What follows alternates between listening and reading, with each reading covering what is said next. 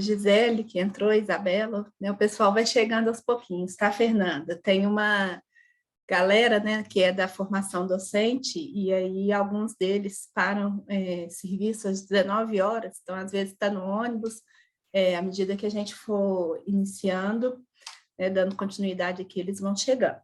Tá? Tranquilo. Pedir desculpa novamente.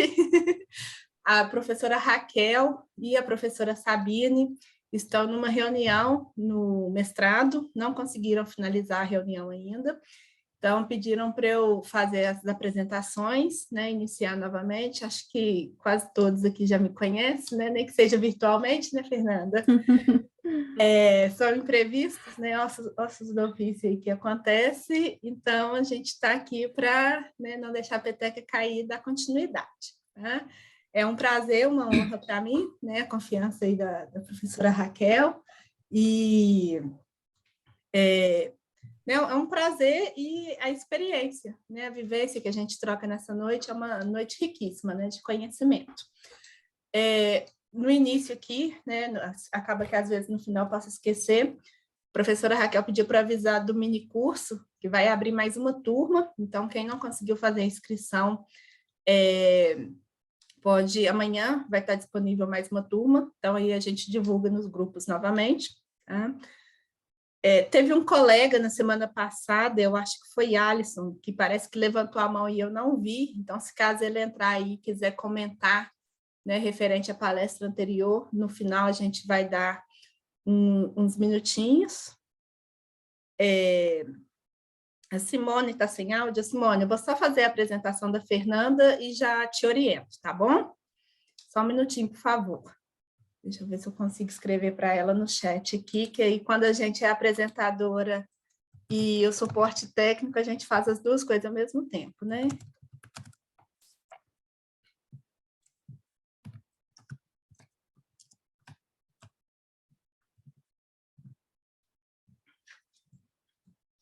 Então, sem mais delongas, né, apresentar a professora Fernanda.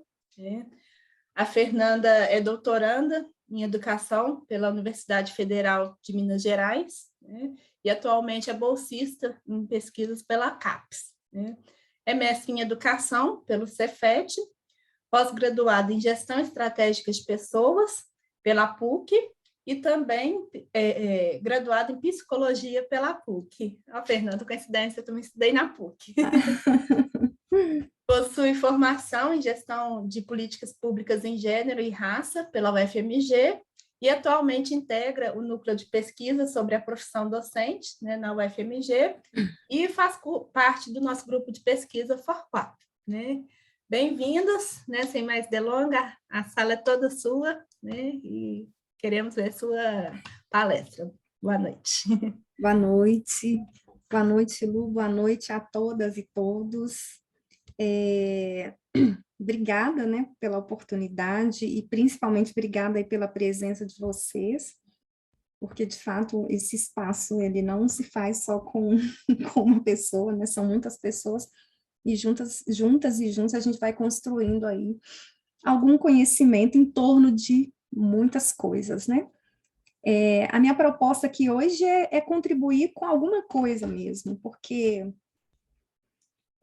eu não sei, e até vou perguntar, né, daqui a pouco, eu não sei se todas as pessoas que estão aqui são oriundas do curso de formação docente ou se mistura com a turma também de orientandos, né, do programa de mestrado.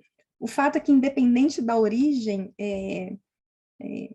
tanto quem está no mestrado quanto quem está no curso de formação de professores, nós estamos todos no processo de nos formar professores. Então, eu acredito que é uma temática muito importante para vocês que estão aí nesse processo. Então, o tema é formação de professores e a Lei 10.639, né, História e Cultura Afro-Brasileira. Vou falar aqui um pouquinho de mim, apesar de que a Lu já falou tudo. Eu só não atualizei meu Lattes ainda, Lu, mas eu já fiz a minha defesa de doutorado, então, graças a Deus. Temos uma doutora, então, desculpa pela falha, não imagina, sabia. Porque no Lattes ainda está doutoranda, né? E é muito recente, eu Eu defendi no dia 28 de fevereiro, e desde então, gente, eu não consegui, assim, para vocês terem uma ideia, eu comecei na semana passada a fazer as revisões, né, que a banca pediu, porque depois de 4 anos, eu emendei, né, mestrado e doutorado, então, assim, eu posso dizer que depois de 6 anos imersa nesse mundo da pesquisa, eu quis tirar um pouco essa carga das costas, então eu não quis saber de atualizar Lattes, eu não quis saber de muitas coisas para realmente me dar um tempo, né, pós aí defesa. Mas eu concluí já o meu doutorado, graças a Deus, e apesar de eu ter colocado aqui linha de pesquisa, educação e diversidade com foco em questões de gênero e raça, o meu doutorado foi na linha de formação de professores, tá? É porque o enfoque que eu dei foi nesta área mesmo de diversidade em questões de gênero e raça. E é até algo que eu vou abordar, né, no decorrer da minha fala, mas hoje, na UFMG, assim como em várias outras instituições, a temática de gênero e raça, ela acaba estando muito focada para linhas de pesquisa específicas, né?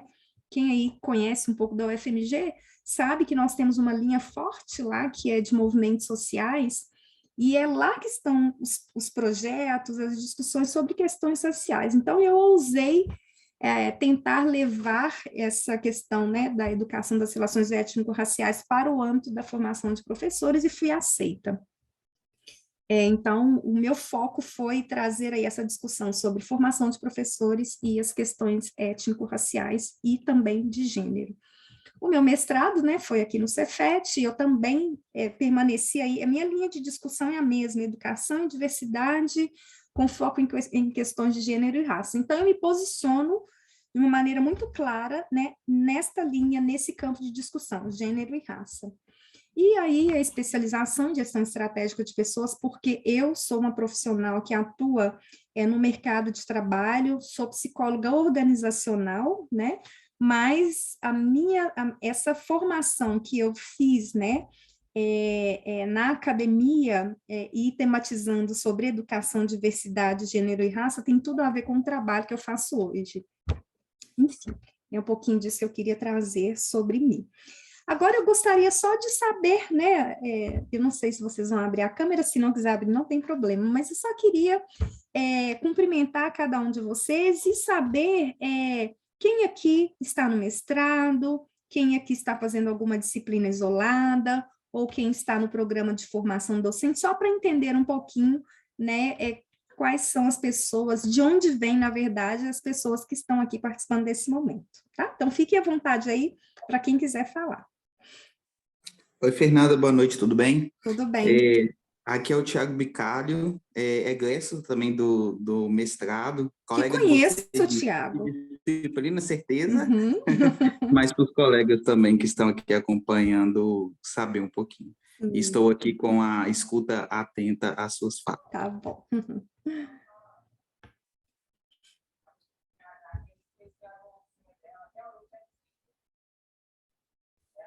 O pessoal tá tímido, Fernanda. Tem problema, não. A professora Sabine conseguiu entrar, né? Boa noite, professora. Tudo jóia?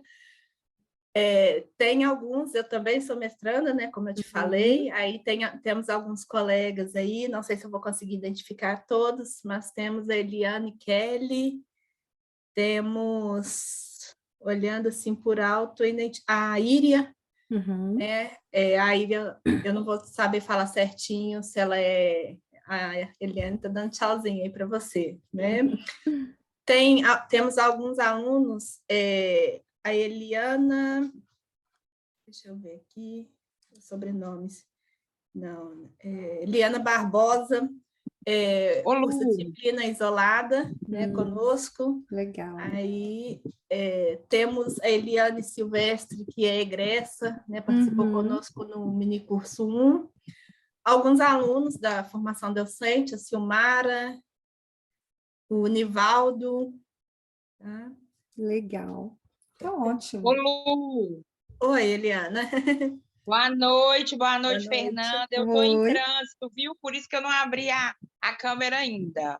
Mas Tranquilo. um prazer, viu? Igualmente, igualmente. Eu mandei no chat aí que eu também sou formada, né? Tem minha especialização em gestão estratégica de pessoas pela PUC. Foi um curso também transformador na minha vida. Legal. E agora estou aqui nesse desafio do mestrado, Sim. recebendo muito apoio de Luciana, de todos. Prazer, viu? Igualmente, igualmente. Então, sigamos. Sejam... No chat aqui, alguns responderam, né? Tá. Iria, disciplina isolada, a Lorena, curso de formação docente, Silmara também. Legal, muito bom. Uhum. Ótimo, então vamos lá, pessoal, vamos seguir. Eu gostaria, assim, que fosse um momento, né, se a gente puder ter alguma interação em algum momento, vai ser ótimo, para não ficar somente eu falando aqui, até porque sexta-feira à noite, né, assim, a gente está ansioso já para ir tomar a cervejinha, então vamos tentar interagir para o tempo passar rápido, e para ser bem produtivo também. Aí, Lu, se você puder me ajudar, né? Se tiver alguma questão no chat, pode me interromper. Se alguma fala minha não ficar muito clara, pode me interromper. Por favor, não vamos deixar passar nada aí que gerou dúvida, que gerou qualquer questão, tá? A ideia é que a gente realmente possa trocar aí durante esse tempo.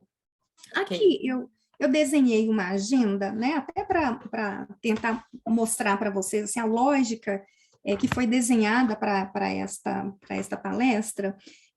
Eu espero que dê tempo e eu espero que não sobre tempo, né? Porque por mais que a gente ensaie em casa, essa coisa a gente prepara um conteúdo e às vezes se estende mais, ou a gente talvez fale mais rápido do que o tempo que a gente tem, então eu espero que dê certinho aqui. De qualquer forma, eu estou acompanhando o tempo para que a gente consiga aí, atingir tudo dentro do tempo que dispomos. Essa agenda, então, ela vai começar com, obviamente, eu vou começar falando da proposta da Lei 10.639, né? E aí, acaba que eu vou me ater, né, pelos tópicos que estão descritos, eu vou me ater uma parte significativa debruçando sobre a lei e sobre aquilo que justifica a implementação, né, uma proposição de lei dessa natureza. E só mais lá para o finalzinho, né, quando eu falo do desafio e oportunidades, né, posto à formação de professores, é que eu vou entrar mais especificamente na discussão sobre formação de professores. E por quê que eu fiz essa configuração? Porque, na verdade, hoje, quando a gente vai pesquisar estudos, né, pesquisas e estudos de diferentes naturezas sobre a Lei 10.639, a grande maioria dos estudos vão falar sobre os desafios vivenciados no campo, né, no campo da docência. Então, para a gente entender o porquê desses desafios, a gente precisa entender aí o que antecede o item ali, o desafio posto à formação de professores, tá? E também vou falar de experiência de professores. E aí, neste momento, eu vou trazer uma pesquisa, que é uma pesquisa muito, muito, muito forte, assim, né? Uma pesquisa de referência sobre esta lei. Essa pesquisa foi conduzida por pesquisadores da UFMG, inclusive uma delas, professora Nilma Lino Gomes, que é uma referência nesse campo de estudos, né? E ela fez uma pesquisa 10 anos após a lei ter sido sancionada. A lei foi sancionada em 2003. Em 2013, ela, juntamente com uma equipe de pesquisadores, fizeram esse estudo no Brasil, mapeando as práticas, né? Mapeando para ver o termômetro de implementação da lei. Tá? Então, apesar de não ser um estudo mais recente, porque vocês vão localizar vários estudos mais recentes, mas esse é um estudo de referência para a gente entender ali os dilemas, né? Para a gente entender ali as tendências, né? Aquelas instituições de ensino que conseguiram aderir bem à lei, elas têm alguma característica específica? Aquelas que não aderiram, têm alguma característica específica? Então, esse estudo da professora Nilma elucida bem essa questão, então eu acho que é importante deixar vocês com essa referência aí. E se vocês quiserem se aprofundar, tem muita coisa interessante que fala sobre a Lei 10.639. Bem, eu vou fazer algumas perguntinhas agora, né? Porque, de repente, eu vou falar com pessoas que já conhecem muito da lei. Então, eu acho que vocês precisam trazer para mim um pouco dessa, para eu ter noção se o que eu preparei está de acordo ou se o que eu preparei, de repente, vai ser em vão, porque vocês já têm algum domínio sobre o tema. Então, a minha pergunta é, se alguém quiser abrir para falar, ou se não, pode botar no chat aí. Vocês sabem, né? Alguém sabe sobre o que trata a Lei 10.639? E aí já vou para as outras perguntas, né? Por qual motivo essa lei foi proposta? Quais agentes sociais estão envolvidos na proposição dessa lei? Quando eu falo agentes sociais, alguém sugeriu, né? Quem é? Um grupo, enfim, né? Agentes sociais isolados, né? Como que isso chegou aí a ponto de ter essa força para que essa proposta se transformasse em lei? Então, eu gostaria que vocês interagissem comigo aí nestas 3 perguntas, tá? Vamos ver se já tem alguém aqui. Noite. Não conheço. O Alisson não conhece. Não sabe quase nada. Ele veio convidado pela Antônia. Eliana também não conhece. Ok. Quando você está olhando aí, Uhum. Fernanda, só comunicar, tem algumas pessoas que estão falando que está sem som, o Tiago vai estar auxiliando, tá? Tá. Lu, Tá. você quer que dá uma pausa até resolver isso? Porque Não, elas me ouvem ou... a Sabrina e a Simone não estão conseguindo ouvir, aí o Tiago vai sim. auxiliá-las no suporte, que aí eu te auxilio aqui no chat. Tá bom, Tá bom? Obrigada. Uhum. Nada. Ok. Bem, eu acho que a maioria não conhece, né? Então, vamos lá. Deixa eu ver aqui, parece que tinha alguém que colocou alguma coisa. Ok. Então, vamos lá. A lei 10.639. Então, esse texto que eu estou trazendo ele na íntegra, tá? Porque ao invés de buscar em algum artigo, né, eu fui lá no MEC, né, na Lei de Diretrizes para a Educação das Relações Étnico-Raciais. Então, esse é o texto na íntegra. E eu quis trazer também esse texto na íntegra, até para a gente, ao mesmo tempo que conhecer um pouquinho da proposta, entender de uma maneira um pouco mais crítica, né, o texto, criticar o texto, na verdade. Então, a lei, ela altera a lei, né, de diretrizes e bases da educação nacional e estabelece a obrigatoriedade da educação das relações étnico-raciais e o ensino de história e cultura afro-brasileira e africana. Então, a Lei 10.639, se em algum momento alguém perguntar para vocês, essa é uma lei que institui a obrigatoriedade da educação das relações étnico-raciais no ensino de história e cultura afro-brasileira e africana nas escolas, tá? Com qual propósito? A fim de resgatar a contribuição do povo negro nas áreas social, econômica e política pertinentes à história do Brasil. Então, basicamente, esta lei, ela foi proposta para que dentro das escolas, né, se levasse, né, uma perspectiva de história do Brasil diferente daqui, pelo menos no meu tempo, eu sou da década de 70, então, no meu tempo ali, né, das séries iniciais, né, eu entendia a história do Brasil uma perspectiva diferente do que está sendo proposto hoje, na verdade, está sendo proposto desde 2003. O que essa lei, assim, o que ela pretende? Ela pretende mostrar, né, ensinar nas escolas a contribuição do povo negro, porque quando a gente olha para a nossa história, né, nos nossos livros de história, a menção que é feita, né, a cultura afro-brasileira, africanos ou povo negro, está relacionada ao período, né, ao sistema escravagista. Então, na história, os momentos em que são feitas menções em relação ao povo negro está relacionado com a questão da escravidão. Nós não temos, né, nos livros de história mais antigos, qualquer indício de que o povo negro, mais especificamente, né, os africanos que vieram na verdade, eles vieram, né, eles foram trazidos à força em função do regime, né, escravidão.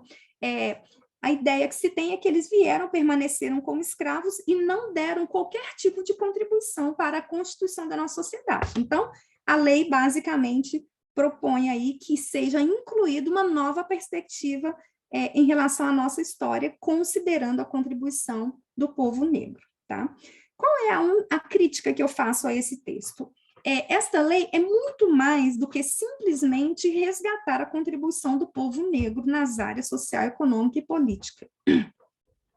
Esta lei, ela se propõe, e aí mais para frente, né, a gente vai falar, eu vou falar um pouco mais sobre isso, mas é uma lei que se propõe a mudança de postura, mudança de uma consciência racial, né? Construção de uma nova perspectiva racial. Esta lei, ela busca construir mentalidades mais inclusivas, né?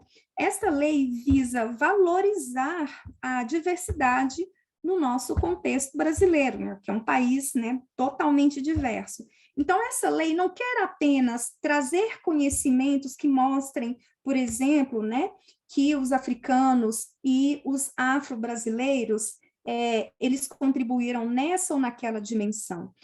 O que se propõe é que, de fato, a partir desta lei, e essa lei ela é uma das ferramentas para uma luta antirracista, né? Então, que ela possa contribuir aí para uma mudança mesmo de postura, inclusive para dirimir, né, do racismo, que é algo hoje incontestável na nossa sociedade.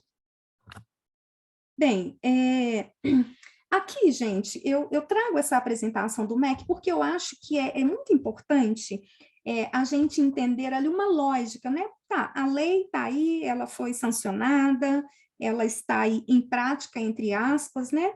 Mas por que isso aconteceu? Então, existe uma questão histórica, né, que embasa e fundamenta uma proposta de lei dessa natureza. Então, eu vou trazer aqui brevemente, a gente não vai ficar muito preso a textos de lei, mas é só para a gente conseguir fazer uma reflexão sobre os desafios na formação de professores. Bem, então o texto, né, da apresentação do MEC diz o seguinte: comprometido com a pauta de políticas afirmativas do governo federal, vem instituindo e implementando um conjunto de medidas e ações com o objetivo de corrigir injustiças, eliminar discriminações e promover a inclusão social e a cidadania para todos no sistema educacional brasileiro. Então, esta lei, a Lei 10.639, é uma política afirmativa. Eu não sei se todo mundo tem noção do que é, né? Mas uma outra forma de pensar a política afirmativa é pensar nas políticas de reparação. Então, são várias as políticas de reparação, né? São políticas que visam corrigir alguma injustiça histórica, e para isso, muitas vezes é necessário criar, né, algum mecanismo que possibilite, por exemplo, no caso de eu vou falar uma política afirmativa que é muito conhecida, né? Sistema de cotas. Eu, por exemplo, eu fui cotista quando eu estudei na minha graduação na PUC, eu entrei pelo sistema de cotas, né? Que é uma discussão complexa, densa, e eu não vou entrar no mérito dessa discussão, porque a gente sabe que existem duas vertentes, né? Aqueles que consideram as políticas afirmativas como algo positivo e aqueles que consideram as políticas afirmativas como algo negativo. Então, a gente tem hoje dois extremos relacionados a essa questão, mas eu não vou entrar nesse mérito de julgar o que é ou o que não é, tá? Mas, então, as políticas afirmativas, elas visam reparar algo. Por isso que esta lei tem um caráter de uma política afirmativa, porque ela, juntamente com outras políticas, visam corrigir injustiças, eliminar discriminações e promover a inclusão social. Então, de que forma uma lei dessa natureza, ela elimina a discriminação? Através do ensino, né? Do ensino. Na verdade, a lei, ela propõe a educação para as relações étnico-raciais e o ensino da história, né? da história do povo afro-brasileiro e africano, desta cultura negra, né? Então, é uma lei muito efetiva para a gente ir aos poucos, né, a partir de conhecimentos que são disseminados em sala de aula, que a gente vá contribuindo para essa mudança de mentalidades, né? Como eu disse, o nosso país, Brasil, é um país reconhecidamente racista, né? São inúmeras as discriminações que as pessoas sofrem por diversas características, né? Mas como a gente está falando aqui de um tema específico, eu vou dizer que a população negra, e aí eu não estou falando a partir do senso comum, existem inúmeros dados, né? Dados e fatos que comprovem isso, inclusive são esses dados e fatos que conseguem fundamentar e justificar uma lei dessa natureza. Então, basicamente, né, isso aqui é o que justifica essa política de ação afirmativa, e a frase principal dessa apresentação do MEC gira em torno de quê? Do reconhecimento do Brasil como tendo se desenvolvido a partir de um modelo excludente, tá? E aí, depois eu vou falar um pouquinho mais, né? Eu vou voltar um pouquinho na história para poder trazer algumas informações para vocês que mostram esse processo de constituição da nossa sociedade, para que vocês entendam por que o MEC colocou aqui, né, o Brasil, o desenvolvimento do Brasil a partir de modelo excludente como base, né, para fundamentar uma proposta de lei dessa natureza. Bem, agora falando aqui um pouquinho em relação ao aparato do MEC, né? Ao aparato do MEC e outras proposições, assim, que ele traz no seu documento. Então, primeiro, para conseguir implementar uma lei dessa natureza, foi necessário a criação de uma Secretaria de Educação Continuada, Alfabetização e Diversidade, que é a SECAD, extinta, né? Hoje ela é extinta. Eu acredito que, eu não sei ainda a configuração, né, dos ministérios, mas nós tivemos em 2003 um ministério voltado para essa questão de diversidade e inclusão, inclusive um ministério que teve à frente, né, como ministra, exatamente a professora da UFMG que eu falei para vocês, professora Nilma Lino Gomes. Desculpa, ela não foi em 2003, não, ela foi no governo da Dilma, ela foi ministra. Então, foi criado todo um aparato para cuidar disso, né? Uma secretaria que escrevia ali os documentos, as políticas, né?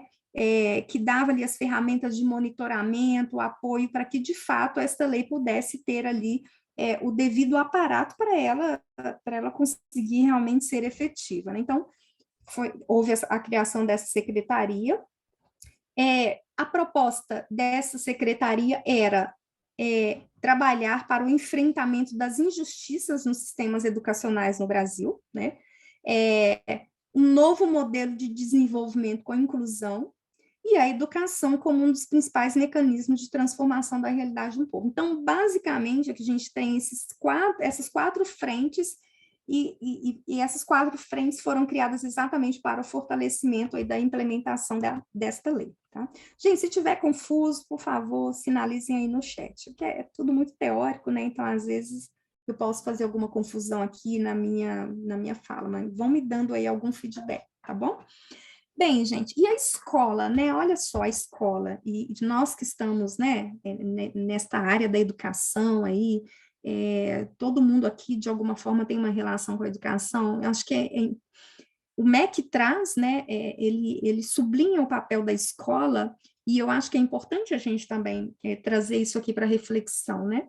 Porque quando a gente pensa, hoje, as políticas afirmativas que nós temos, muitas delas passam pelo âmbito educacional. Então, a gente tem aí, anteriormente, o sistema de cotas, ele previa apenas a inclusão de pessoas negras, né? Quer dizer, a partir do sistema de cotas, mas hoje não. Hoje nós temos cotas para pessoas que são classificadas, né, como pobres, então a gente já tem aí uma política de cotas que ela ela se volta para a questão socioeconômica, né? Nós temos aí a política de cota, que ela se volta para a questão étnico-racial, né? Então, não são somente pessoas negras que hoje são beneficiadas por alguma política afirmativa, nós temos aí os indígenas também, né?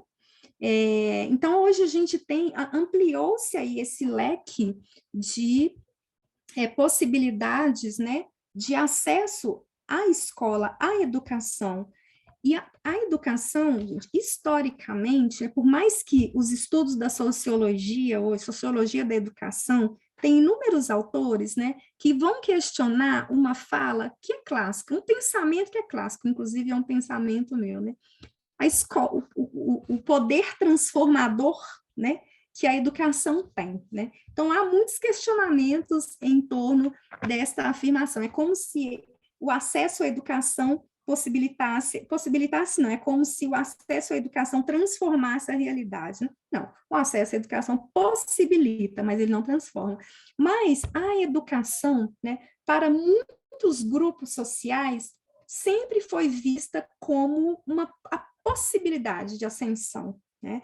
Inclusive, quando eu falar um pouquinho mais à frente ali, do grande agente social envolvido aí na implementação desta lei, eu vou falar, né, o que esse conceito de educação teve para a população negra, né, no pós-escravidão. Então, assim, e aí não é à toa que a escola tem um papel preponderante nesta lei.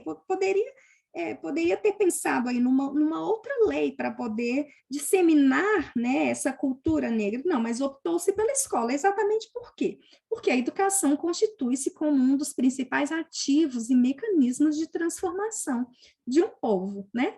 Eu prefiro aqui colocar da realidade de um povo, mas eu não quis mexer no texto do documento. E é papel da escola, de forma democrática e comprometida com a promoção do ser humano na sua integralidade, estimular a formação de valores, hábitos e comportamentos que respeitem as diferenças e as características próprias de grupos e minorias. O texto é muito legal, né? Quando a gente pensa na escola, a gente pensa na escola exatamente como esse lugar, né, gente? Porém, a gente sabe que não é bem isso que acontece, a gente sabe que, inclusive, né, a escola, ela reproduz valores, né, excludentes, né, enfim, então, também não vamos entrar aí nessa discussão, mas, ao mesmo tempo que ela é um lugar de possibilidades, para o bem, ela também é para o mal. Mas a escola tem esse papel, sim, né, de transformação, de contribuir para a transformação das realidades. Então, é um campo profícuo, né, para que a gente possa, a partir da escola, buscar, né, a promoção da cultura, não buscar a promoção, né, mas pensar, né, no papel da escola para que a gente consiga realmente trabalhar a educação para as relações étnico-raciais. Então, de fato, é dever da escola, sim, precisar conduzir, né, ou precisar disseminar esse conhecimento que valorize a cultura negra que está, sim, no cerne da nossa identidade, por mais que seja negada, tá? Bem, gente, alguma questão, alguma coisa não está clara? Posso prosseguir? Tudo certo? Então tá, se ninguém manifestou é porque está tudo certo. Tem muita coisa para a gente pensar. Tá certo, é isso aí. Algumas questões introdutórias também que estão lá no documento do MEC. Gente, esta lei, ela qualificando melhor a lei, olha só, ela é uma resposta, tá?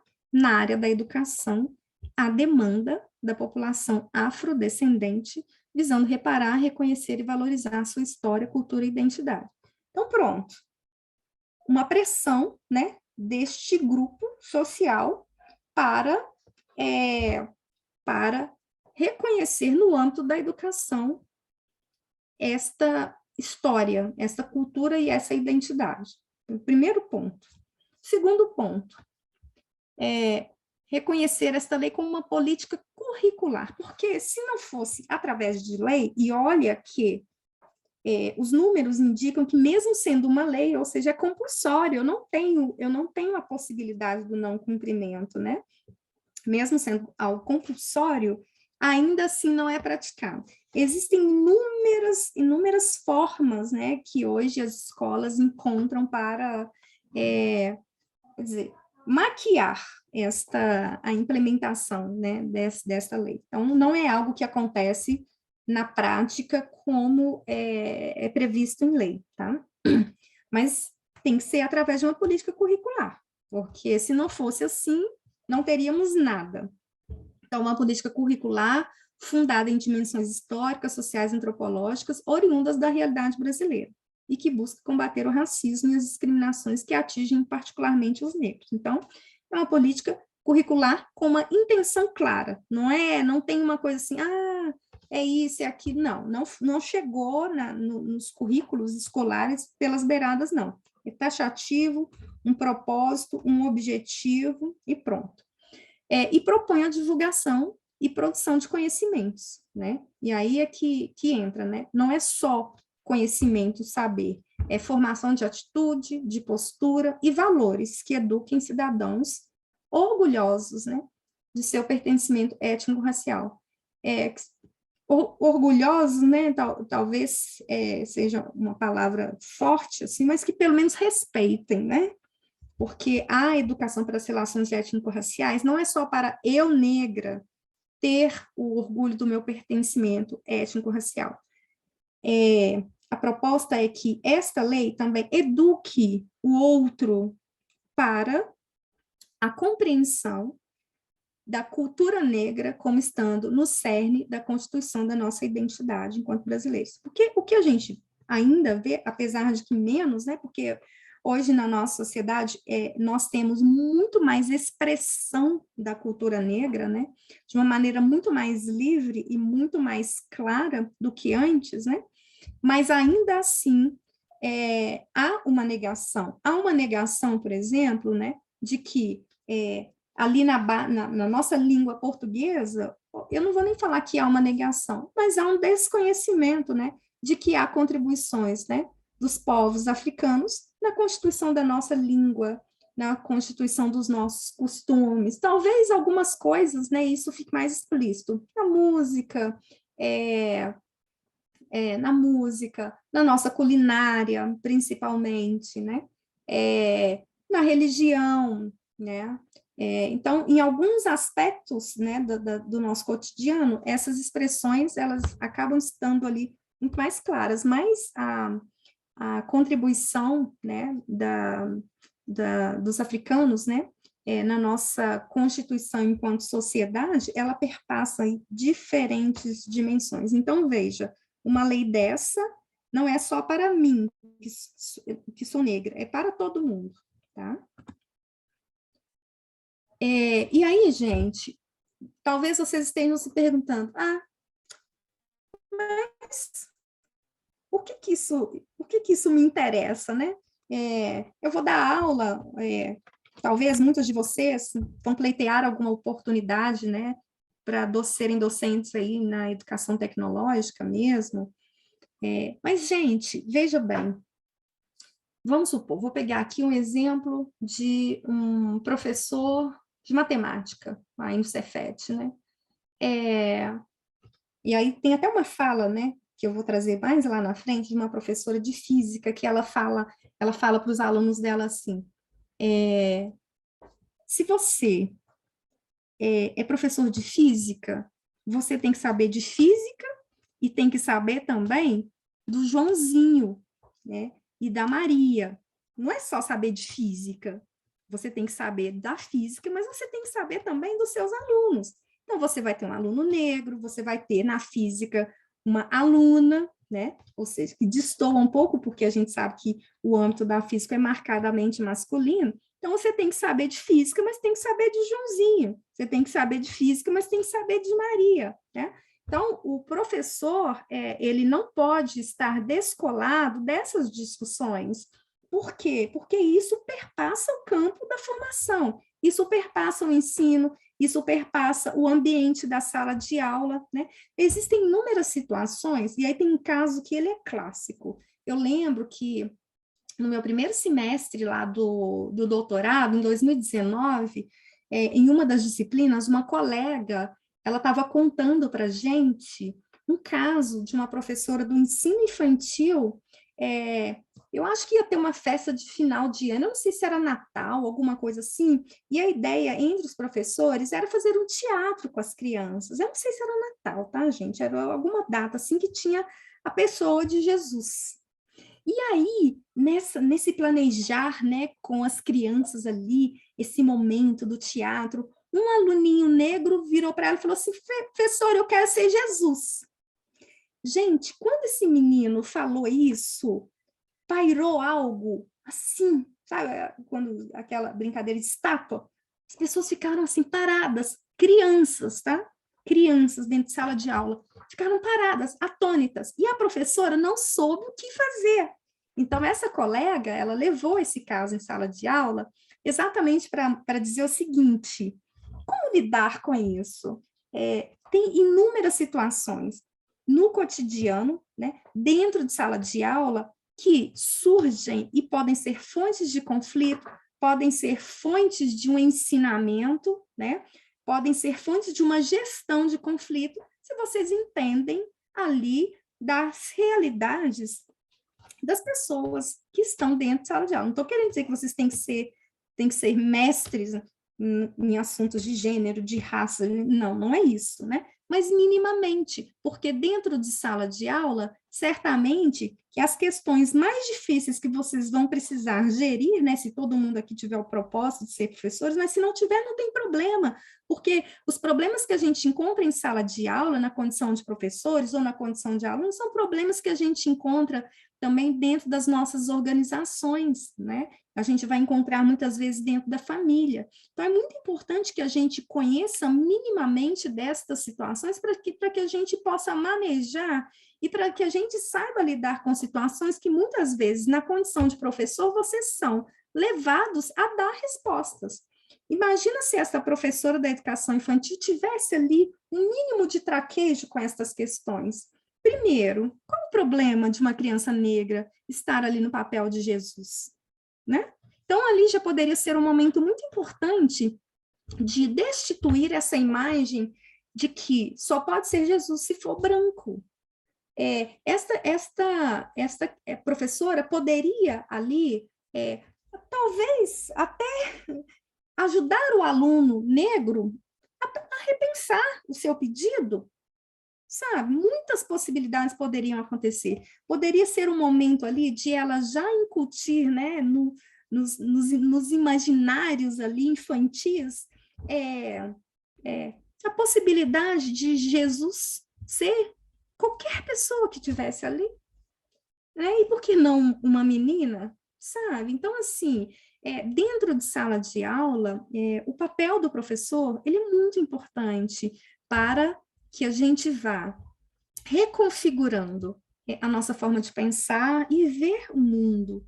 Por isso é importante a gente refletir sobre essas questões, porque por mais que essas questões não estejam ali marcadas na nossa realidade, muitos de vocês aí talvez não entendam muitas das coisas que eu estou falando, mas onde vocês estiverem, certamente, vocês vão encontrar com pessoas que vivenciam isso. E é importante a gente saber lidar e dialogar com essas questões. Bem, agora aqui eu quero levantar essa telinha aqui, peraí, só um minutinho, eu sou péssima com... Eu já não sei nem... deixa eu voltar aqui. Eu pus um título aqui, mas está aparecendo uma barra. E eu não sei nem o que eu pus no título.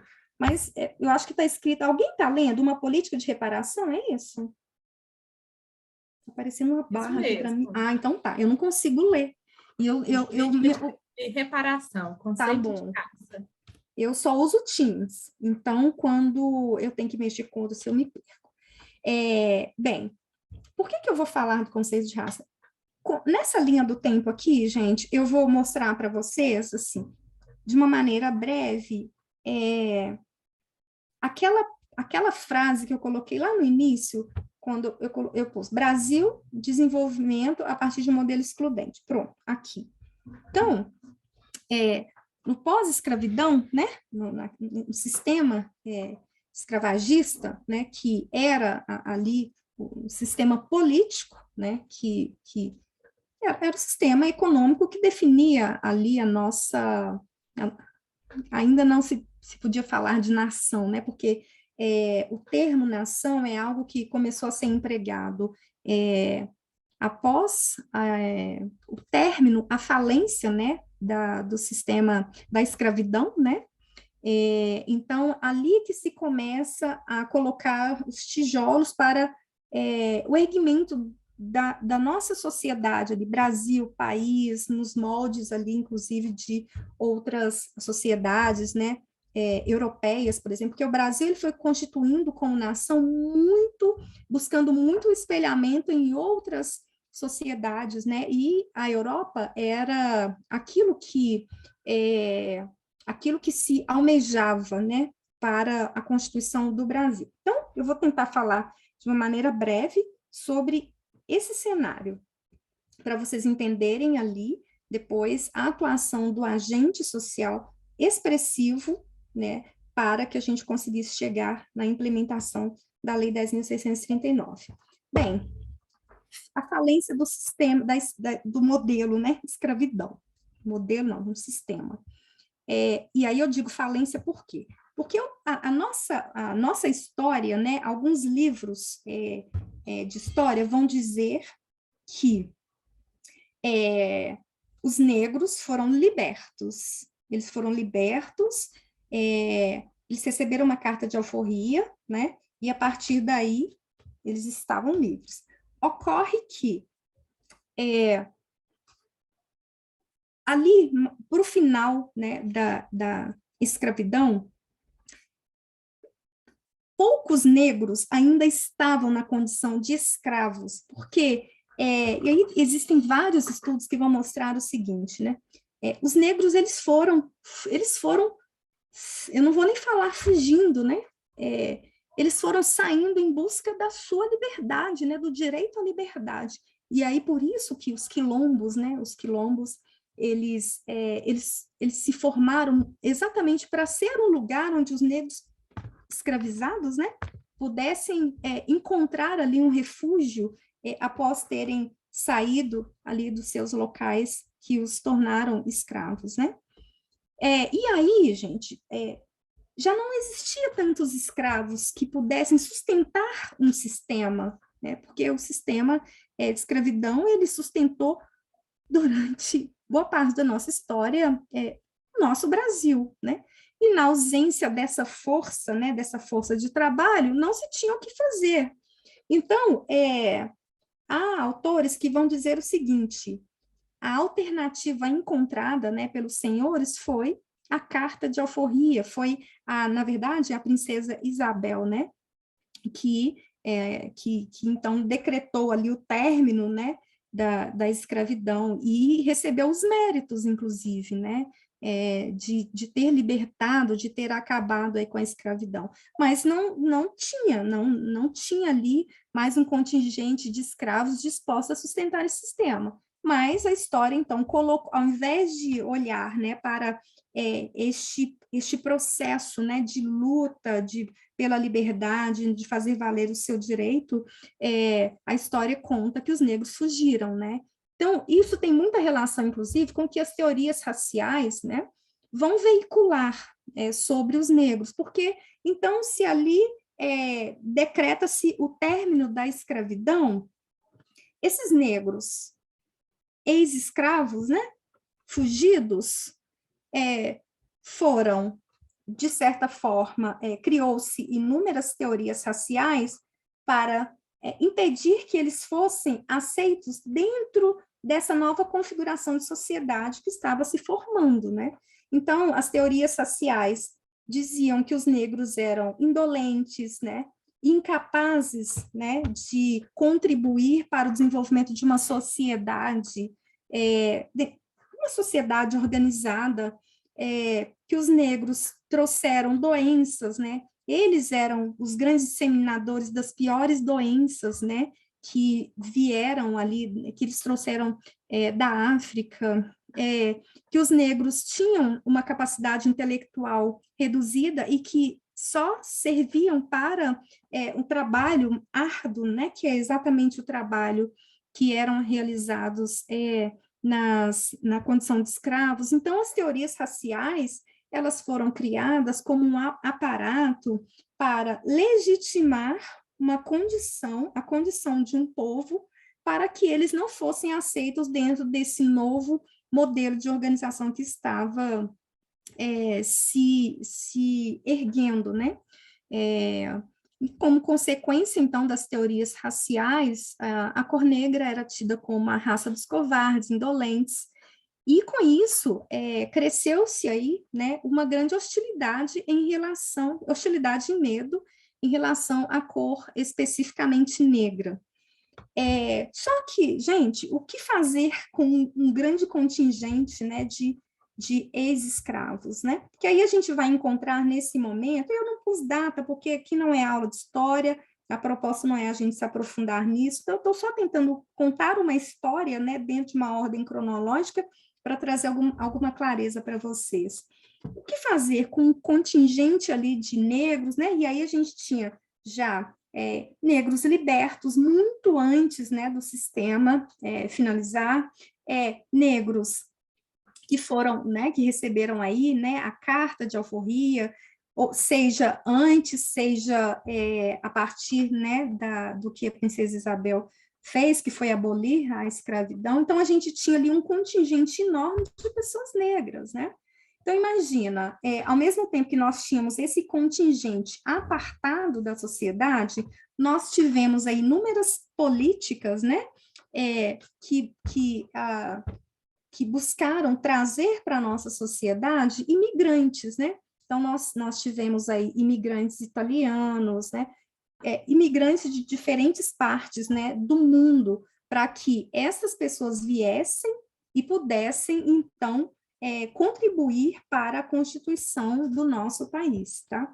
Então, a mestiçagem, ela se deu exatamente por quê? Porque era impossível conter, né, todo um contingente de pessoas negras ali à parte da sociedade. Então, esse movimento, né, de mestiçagem, ele acabou, esse movimento, né, de encontro entre diferentes raças, ele acabou acontecendo, né? Mas, no primeiro momento, nesse processo de constituição do Brasil enquanto nação, houve todo um esforço para conter a mestiçagem, que não era vista com bons olhos, né? Principalmente considerando que a Europa era um grande referencial para o Brasil enquanto modelo de sociedade. Então, pensar ali que nós teríamos aquelas pessoas, né, com características muito diferentes, né, do que se via na Europa, era impensável, né, para estes que estavam à frente aí, né, desse projeto de constituição de sociedade. Então, durante muito tempo, houve um esforço para conter, né, a mestiçagem. Porém, quando viu-se a impossibilidade, né, de impedir que houvesse aí o entrecruzamento de raças, então, optou-se por decidir o mestiço como expressão nacional. Então, o mestiço ele foi tido como o elo que faltava para definir o Brasil e o brasileiro. Tá? Bem, e aí nós tivemos um outro momento, né, as coisas não são tão assim separadas, né, termina um e acaba um, mas nós tivemos aí, né, uma grande questão que foi exatamente a biologização da raça, né, que foi inclusive o que conseguiu favorecer aí a força das teorias raciais, né? Então o cérebro do negro, a cor, vários experimentos conseguiram, né, associar, por exemplo, a cor da pele a maior probabilidade, né, de algum tipo de doença ou algum tipo de comportamento desviante, né? Então, tudo isso foi graças às teorias sociais, que contavam com um aparato biológico para isso acontecer. E não apenas a biologia, né? Então, a gente vai ter aí a psicologia, né? A biologia, inúmeras ciências, elas estiveram ali muito juntas para poder fortalecer todos os discursos que pairavam em torno da questão da raça. Mas esse discurso foi perdendo a força, né? Então, houve uma destituição das teorias biológicas e o fortalecimento das teorias sociais, né? E a raça, então, hoje, né, os estudos da sociologia e outros estudos trazem a raça como um construto social, e não mais como um construto biológico, tá? Apesar deste ganho, né, nem é ganho, é a realidade, né, ainda assim há uma hierarquia social em função da raça. Ainda prevalece o caráter hierarquizante do termo e suas implicações nas relações sociais. Então, por mais que raça seja um construto social, nós sabemos que hoje as inúmeras manifestações, né, de racismo existentes em sociedade estão apoiadas ali no termo raça, mesmo que ele seja um construto social. Tá? E aí, gente, pronto, aqui eu chego no movimento negro, tá? Por quê? O movimento negro, ele foi um movimento formado por... Então, a historiografia, né, que fala sobre os negros, né, a educação, né, que busca entender um pouco mais sobre a história dos negros na perspectiva do escravizado, né, e não do escravizador, vai dizer que o movimento negro foi um movimento formado por negros que tiveram a oportunidade, né, de ser livres mesmo no sistema, né, escravagista, negros que, mesmo no período em que estavam na condição de escravos, tiveram acesso às letras, porque a história que fala, né, que os negros, escravos, não tiveram nenhum acesso à educação, isso já existem várias historiografias que mostram experiências, né, de escravos com as letras, mesmo na condição de escravos, né, que eram praticamente impedidos de qualquer coisa, mas ali eles conseguiam, né, ter os seus encontros, e muitas vezes com a ajuda também de outras pessoas, né, eles conseguiam ter acesso às letras. Então, no momento em que eles saem em busca da sua liberdade, né, e esse sistema de alguma forma finalizado, né, falido, nós vamos ter um contingente significativo de negros que estavam educados no sentido da escolarização, tá? E politizados. Então, o movimento de negro, digamos que é esse ajuntado aí de pessoas negras, né, que se viram na responsabilidade de lutar por uma condição mais igualitária para a população negra. Então, é um agente social. O movimento negro foi um movimento de luta dos negros voltado para resolver problemas, principalmente decorrentes dos preconceitos e discriminações raciais que os marginalizavam no contexto da sociedade. A educação sempre foi uma pauta do movimento negro, por isso ele é considerado um movimento negro educador, inclusive tem até um livro com esse título, né?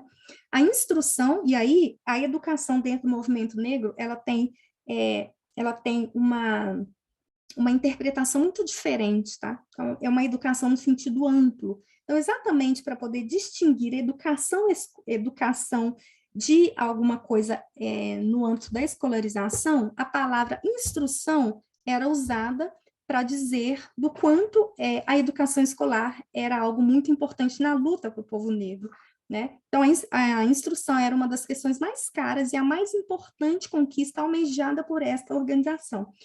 O movimento negro ele teve ali inúmeras fases, né? E a primeira organização que se constituiu foi a Frente Negra Brasileira, né, FNB, e eles tinham um lema: eduquemos mais e mais os nossos filhos, dando-lhes uma educação e uma instrução de acordo com as suas aspirações.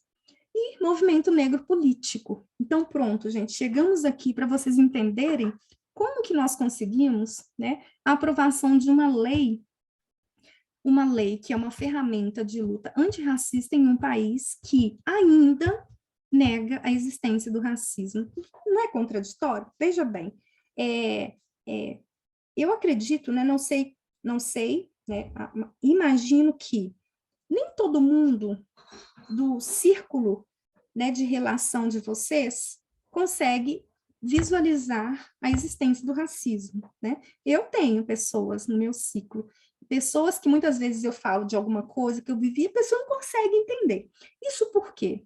Isso porque a nossa sociedade, ela foi se constituída e o mito da democracia racial foi algo incutido no imaginário social.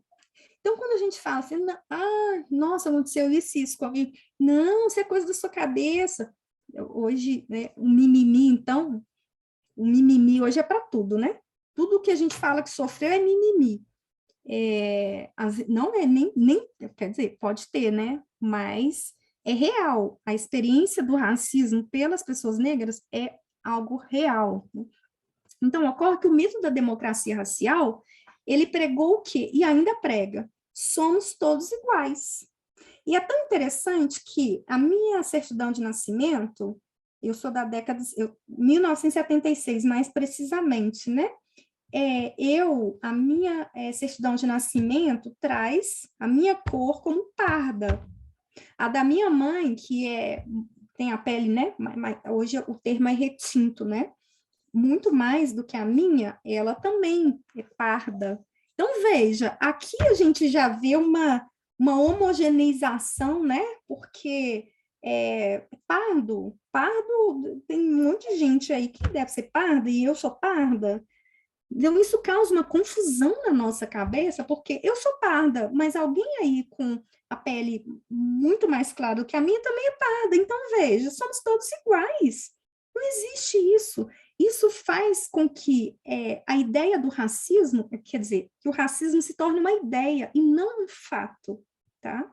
E o mito da democracia racial é o que faz com que esta ideia ainda perdure na nossa sociedade e faz com que o discurso de que não há racismo, de que a cota é para subjugar, então, o negro e não por uma necessidade, porque se não há esse racismo reconhecido, né, uma política de cotas é algo difícil de compreender, né? E o que é difícil de compreender também é a necessidade de uma lei, porque uma lei que vai ensinar sobre a cultura negra, sobre a cultura africana, afro-brasileira, se somos todos iguais. Não faz sentido, né? Então, veja, me perdi aqui, eu estou falando tanto que eu acabei me perdendo. Mas, basicamente, então, voltando aqui para o movimento negro como um agente político, ele, desde a década de 70, que foi a feição mais agressiva do movimento, né, ele já não chamava mais FNB, depois disso teve o movimento negro unificado e depois o movimento negro, né? Que é o que hoje prevalece na nossa sociedade, né?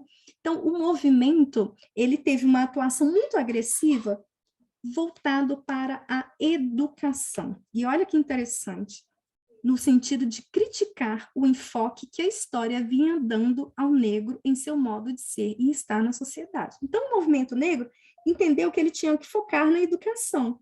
E olha só, gente, uma mudança muito interessante que aconteceu para que a gente conseguisse configurar melhor as diferenças sociais, inclusive, na nossa sociedade. O movimento negro, e aí eu estou falando de movimento negro, estou falando, então, né, de pessoas, inclusive pessoas que estão hoje no nosso meio, que estão aí, né, nas bibliografias. A professora Nilma, ela foi uma das pessoas que trabalhou e trabalha ainda muito forte no movimento negro. Eu tive o prazer de tê-la na minha banca. Existe Ai, gente, eu esqueci, meu Deus. Mas existe um grupo de pesquisadores negros, do qual eu faço parte, que tem os congressos anuais, né? E lá você vai encontrar pessoas que você para e pensa assim, caramba, eu estudei com cotas porque eles lutaram por mim, né? Então, são essas pessoas aí que estampam mesmo, que estão aí à frente dessa luta, que estão hoje, que são nomes importantes dentro da academia, nas universidades, né? Levando à frente essas discussões. Então, o que esse grupo fez, né? Eles pegaram a primeira coisa, e aí aquele termo raça que eu trouxe lá atrás, ele é importante para isso. Hoje, nós temos, hoje quando o IBGE vai à casa de vocês, o IBGE pergunta a sua raça, e ele traz as opções. Não tem mais como eu falar que eu sou moreninha, que eu sou mulata, não tem como eu falar isso, né? O IBGE, ele criou categorias, e isso foi muito graças à influência do movimento negro, que criou, dentro ali das categorias raciais, então nós temos branco, amarelo, indígena e negro, essas 4 categorias, tá? Dentro da categoria negro, nós temos outras 2 classificações, preto e pardo. Então, quando a gente ouve falar, o Brasil, a maioria, nós temos 56% da população de negros, é porque, o que é o pardo? O pardo é um encontro interracial, né? Uma mulher negra com um homem branco, ou vice-versa, ou 2 pardos que ali, né, na sua árvore genealógica vai ter ali um encontro com um negro, então não é branco. Não adianta falar que não é branco, né? Então, hoje, quando se vê a palavra negro no IBGE, aí você não é negro para o IBGE. Dentro da classificação negro, você tem que se dizer preto ou pardo. Eu sou preta, né? Eu não posso mais, eu posso até me dizer parda, porque hoje o direito da classificação racial eu é quem digo que eu sou. Vocês podem falar que eu sou preta e eu posso dizer, não, eu sou parda, tá? Então, ninguém tem o direito, inclusive, de classificar o outro, a não ser nas bancas de heteroclassificação, em que é necessário isso, né? Porque senão todo mundo vai querer ser preto na hora que convém, né? Então, tipo, eu quero conseguir bolsa, então eu vou entrar pelas cotas. Nessa hora, as pessoas encontram lá no seu passado essa relação, né? Mas as bancas de heteroclassificação, elas olham o quê? Elas olham aquilo que nos define como pessoas negras, né? O cabelo, o nariz, então são os traços fenotípicos, tá? Então, somente nas bancas de heteroclassificação é que essa metodologia ela é estimulada, exatamente porque eu posso ir lá e me autoclassificar de uma forma e não ser real e eu estar tirando a vaga de alguém, né? Mas o fato é que o movimento negro, ele conseguiu, então, fazer esta mudança, e além de fazer essa mudança, ele conseguiu trazer a palavra raça para um outro campo. Ele conseguiu fazer com que a palavra negro fosse recolocada na nossa sociedade de uma forma valorizada, porque a palavra preto e negro, no momento em que houve ali, né, a falência do sistema, né, da escravidão, o que aconteceu? Essas palavras foram extinguidas exatamente para poder tirar do nosso imaginário qualquer relação com esse tempo, né, com esse tempo histórico. Por isso que tem inúmeros estudos que têm dificuldade de encontrar, né, negros acessando escolas, ou até mesmo fazer algum tipo de mapeamento, porque não existia essa classificação, né, nas certidões de nascimento e tudo.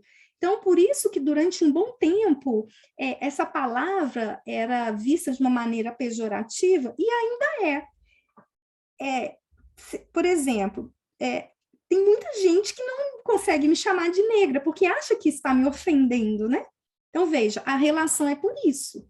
E o movimento negro, ele vem ainda fazendo um trabalho muito grande de valorização da palavra, né? Então, se dizer negro hoje se reconhecer como uma mulher negra é graças a um trabalho que vem acontecendo, né, de uma maneira muito intensa, para que eu consiga me identificar como uma mulher negra, né? Porque se não for através de uma consciência racial, qual a vantagem eu me dizer negra?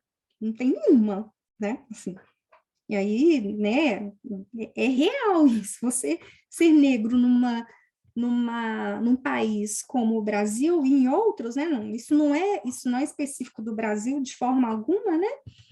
Mas não tem vantagens. Então, para eu assumir essa condição racial, gente, tem que ter um trabalho muito forte de valorização, né? De reconhecimento, porque senão a gente ainda vai encontrar um número significativo de pessoas que são negras, mas que não conseguem se reconhecer nesta condição, porque, de fato, havendo a possibilidade de negar, mesmo que o outro me chame negra, se eu posso negar, é melhor que eu faça isso, né? Então, pronto, aí o movimento negro, ele veio requerer isso, ele veio, né, promover esta mudança, né, na nossa sociedade, através do reconhecimento da raça como um construto social, da valorização da raça negra, né, da criação de inúmeros elementos para criar este reconhecimento, né, esse pertencimento. E para isso a gente precisa o quê? A gente precisa encher a escola de gente negra, a gente precisa ter a história sendo veiculada, uma história que valoriza, inclusive, a contribuição dos negros na nossa sociedade.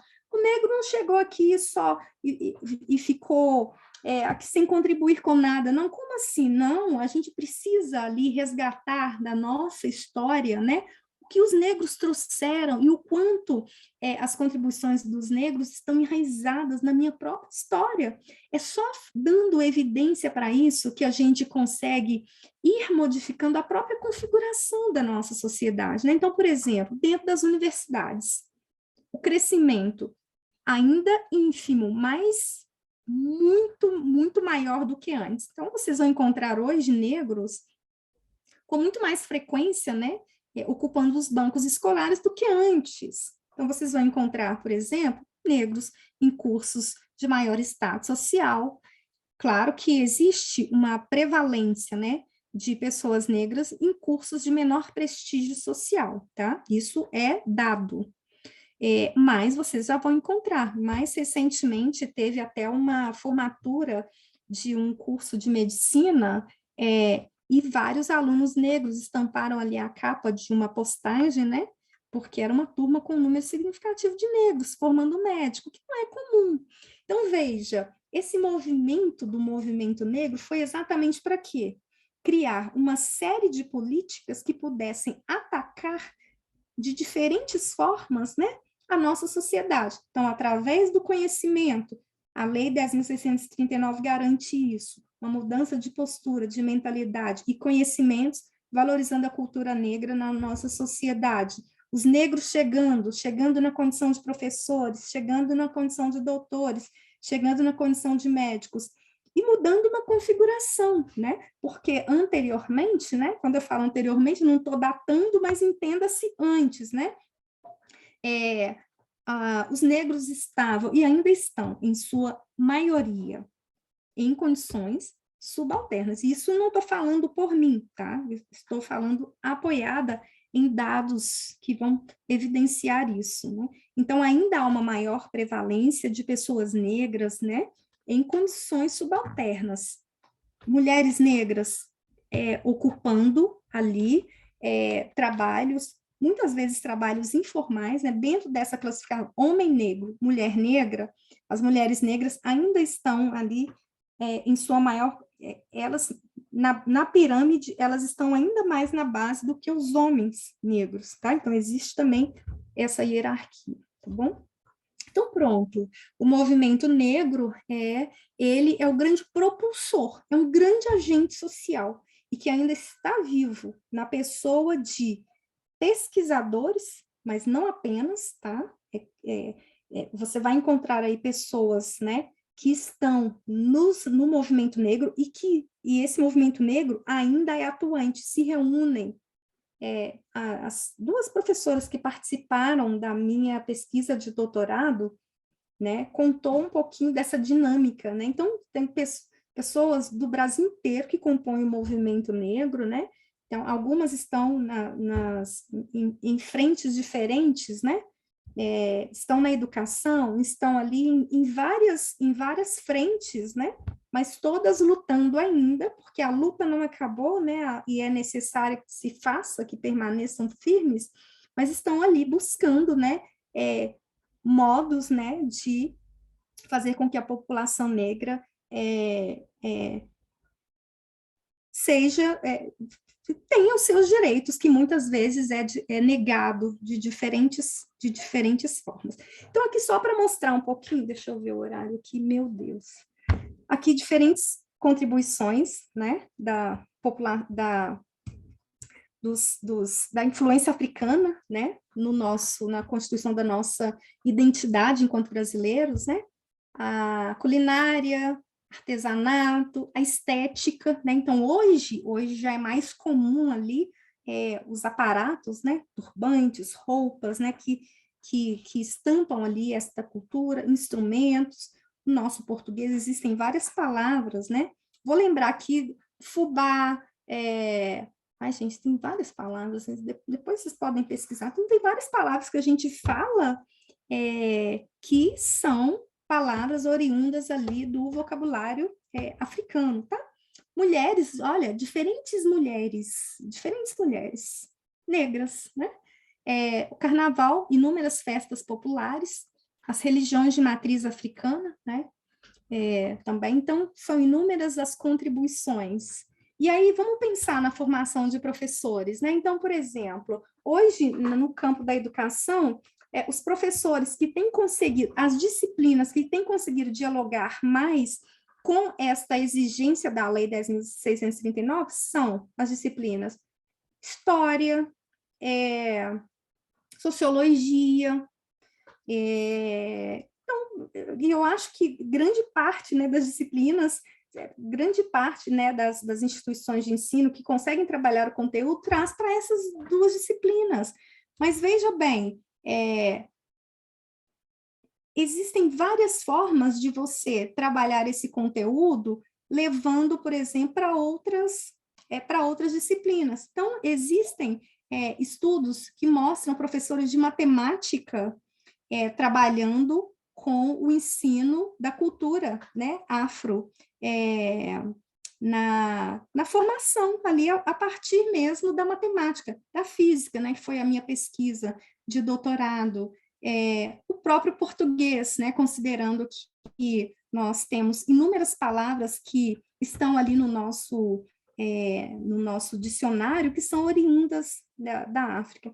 Então, veja, existem várias formas, né, e obviamente que eu não vou me ater a isso, porque, né, eu realmente nem tenho conteúdo para isso, mas é possível trazer esse conteúdo, e principalmente entendendo que nós podemos falar sobre a contribuição da cultura afro-brasileira em qualquer contexto, né? Porque se nós estamos ali pensando nesta formação de uma sociedade diversa, né, e que respeite essa diversidade, eu não preciso atrelar apenas a um conteúdo específico de uma disciplina, né? Isso pode perpassar de diferentes formas.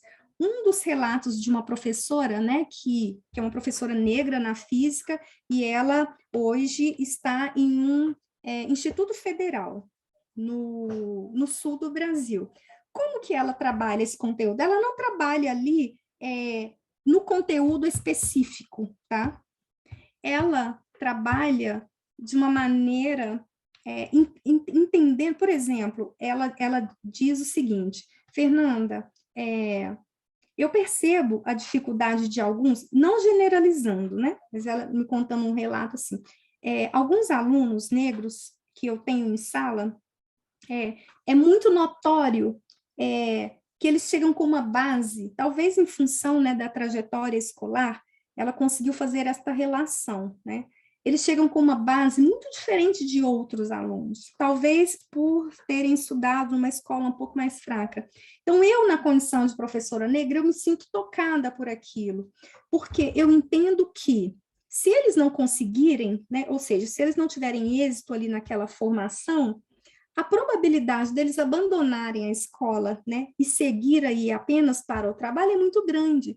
Então, ela diz o seguinte: eu não posso permitir que eles falhem e desistam. Com isso, ela criou algo assim, ela se percebeu dedicando mais tempo. Quer dizer, é um tipo de privilégio. Não estou entrando nesse mérito, tá, gente? Não estou também julgando ali o método dela.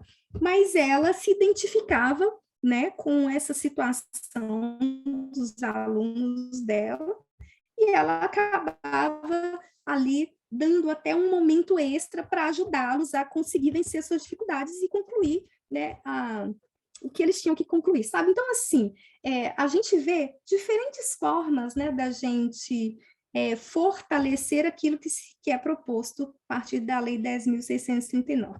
Agora eu vou falar aqui rapidinho, gente, formação de professores. Então, esta lei, ela perpassa, ela possibilita várias coisas, tá? Ela possibilita a transformação de uma tendência à homogeneização. Isso quer dizer o quê? Quer dizer que vocês têm alunos diferentes, então vocês precisam entender um pouco dessas diferenças, porque senão vocês vão tratar todo mundo igual. Aquele aluninho, né, que quis ser Jesus. Aquilo ali, ela homogeneizou, né? O silêncio é um silêncio homogeneizante. Então, esta lei possibilita a transformação desta tendência à homogeneização para uma heterogeneização, tá? Cada um com a sua especificidade. Esta lei possibilita o professor e suas identidades, né? Então, um professor em sala de aula, um professor negro que está ali à frente ensinando, vocês acham que, quer dizer, não é uma pergunta, é uma reflexão, né? O fato de estarem ali como professores negros, e isso ainda é raro. Eu não sei aí no Cefet, né? Quantos vocês têm, né? Professor que está à frente ali ensinando, né? Não criticar aí a palavra, ensinar, mas ele está ali à frente, na condição de professor negro. Quantos vocês já tiveram? Vocês acham que estar ali, né, como pessoas negras, neste lugar de professor, esta relação aluno-professor, vocês acham que a questão de gênero e raça não perpassa a prática docente? Perpassa a prática docente, e tem pesquisas que mostram isso, né? Então, esta lei, ela contribui, inclusive, para a formação de identidades, né? Para a construção de uma lógica de valorização da diferença, e para, né, que a escola faça valer aquilo que é a proposta dela, né? A escola como espaço de formação cidadã e respeito à diversidade. Gente, aqui, olha, vou falar rapidamente, vou ler só algumas, tá? Algumas coisas da pesquisa que eu falei da professora Nilma, que verificou a implementação da lei. Tá? Então, o que foi constatado? A educação das relações étnico-raciais deu legitimidade ao trabalho que já vinha sendo realizado, muitas vezes de forma isolada. Então, em algumas escolas, a lei ela só legitimou. Então, a gente vai encontrar, assim, escolas, né, que já tinham experiência de uma educação para a relação étnico-racial. Então, a lei só veio e, fortaleceu. Escolas inseridas no contexto mais afirmativo e com processos mais democráticos revelaram-se realizadoras de práticas de educação das relações étnico-raciais. Então, veja, olha só, as escolas num contexto mais afirmativo, processos mais democráticos. Então, são escolas com características específicas, tá? Olha outra coisa que foi constatado. Há docentes que desconhecem esse processo histórico, não conhecem a lei e suas diretrizes. Então, imagina, né? Como que um professor que desconhece isso, ele vai conseguir trabalhar nessa perspectiva? Por isso a importância de trazer esse tema para a formação, né? Escolas em que o mito da democracia racial se mostrou mais presente, somos todos iguais. Pretos, pardos, todos lindos perante a lei. revelando a sua força enquanto concepção imaginário, social e pedagógico sobre a diversidade, apresentaram práticas mais individualizadas, projetos com menor envolvimento coletivo. Então, se paira o mito da democracia racial, certamente você vai ter um professor ali e outro aqui fazendo propostas isoladas dentro de sala de aula, nada em conjunto, né, de uma maneira ali mais ampla. A sustentabilidade das práticas pedagógicas está estreitamente relacionada com características da própria escola. Gestão escolar e corpo docente. Se você tem uma gestão escolar que desconhece, que está ali, né, que valida o mito da democracia racial, né, que desconhece como que esta gestão escolar vai endossar práticas propostas por essa lei. E se você tem um corpo docente também que segue essa mesma linha, gente, desiste, não é a lei que vai obrigar. Aí é nesse momento que a gente vai ver ali, né, no dia 21 de abril, alguma coisa, no dia da consciência negra, uma coisa, né? Fora isso, você não vai ter nenhum processo efetivo de implementação da lei, tá?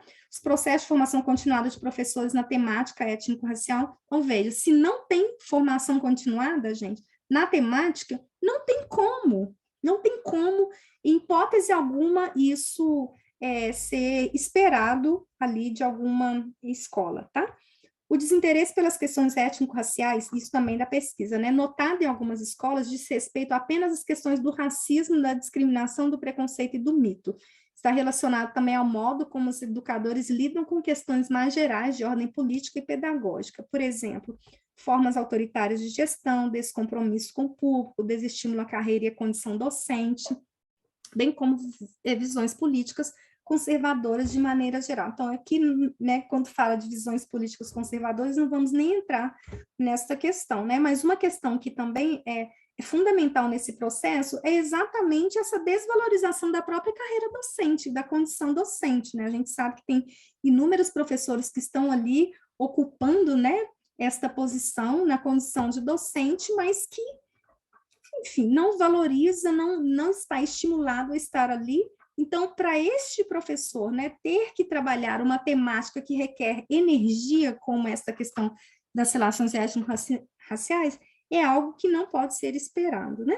E, por fim, os conhecimentos dos próprios docentes sobre as relações étnico-raciais e sobre a história da África ainda são superficiais, cheios de estereótipos e, por vezes, confusos. Então, de uma maneira geral, né, o que a professora Nilma percebeu é isso, né? E foram muitas escolas pesquisadas no Brasil como um todo. Ainda é muito incipiente os conhecimentos. Então, é preciso que se invista nessa formação docente voltada, né, para as relações étnico-raciais, para que a gente consiga ter qualquer êxito dentro da sala de aula em termos de implementação de ações voltadas para a educação das relações étnico-raciais. Gente, não consegui finalizar, mas eu acho que aqui é uma ideia que eu queria passar para vocês sobre esse tema, e então, para não atrasá-los mais, eu finalizo aqui a minha fala e fico à disposição, tá bom?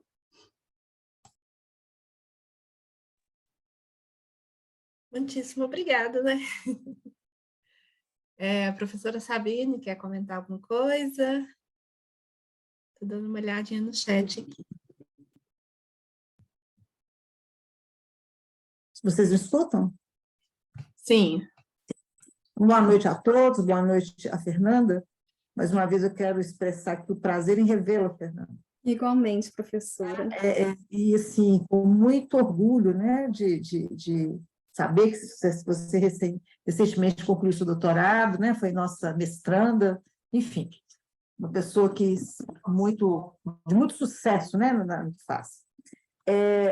Quando em 2003, né, a lei foi sancionada, eu trabalhava no curso de formação de professores, no curso de pedagogia da Fundação Helena de Poff, que hoje é a UENG Ibirité.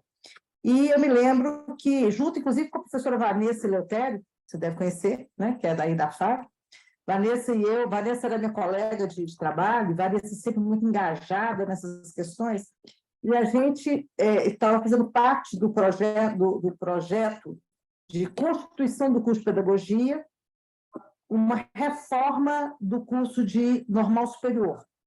Naquele momento, o curso de normal superior estava sendo assumido pelo curso de pedagogia, e uma das questões que a gente batalhou muito, tanto, principalmente a Vanessa, né, que pesquisava na época, projeto de doutorado que ela trabalhava na época era com relação a isso, de nós incluirmos, né, essa disciplina já na formação dos professores, naquele momento, que a questão ainda era muito nova, né? Não havia sequer material adequado para isso, né? Porque quando a lei foi criada, a necessidade de se criar material, exatamente material que desconstruísse os estereótipos, né, dos livros didáticos tradicionais.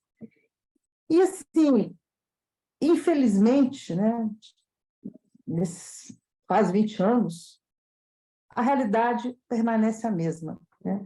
Eu particularmente, acho lamentável, como professora de história, que também sou, né, formada em história, enfim, trabalhava, inclusive, nessa época, na educação básica, também, né? E material didático, assim, sempre muito ruim, no que tange a questão dos negros, como você só na parte do folclore, né? É que os negros, os indígenas aparecem, né? Então, era contribuição à alimentação, em algumas palavras do nosso vocabulário, mas nunca o negro é considerado um agente fundamental para a constituição da colônia e do país, né? Enfim. E aí, realmente, voltando, né, àquilo que eu estava falando, a gente vê que avançamos muito pouco, né? A educação para as relações étnico-raciais não se efetivou na escola ainda, né? Apesar das conquistas, né, do movimento negro em várias questões, mas isso ainda é um ponto nevrálgico, né? As escolas não assumiram, nem só na rede particular, mas principalmente na rede pública, não assumiram a obrigação de fazer dos conteúdos da história afro-brasileira e da história indígena, um conteúdo, de fato, para a formação dos alunos, né? A formação dos estudantes. É um problema muito sério, é um problema seríssimo num país como o nosso, né? Porque